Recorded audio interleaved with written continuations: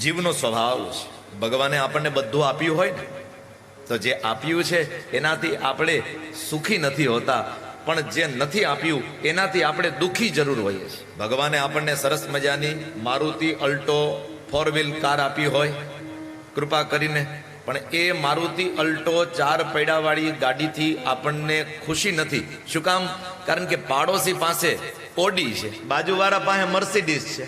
વિચારવા જેવું એ છે કે એની મર્સિડીઝ મારું આપણી અલ્ટોનું સુખ આપણને લેવા નથી દેતું.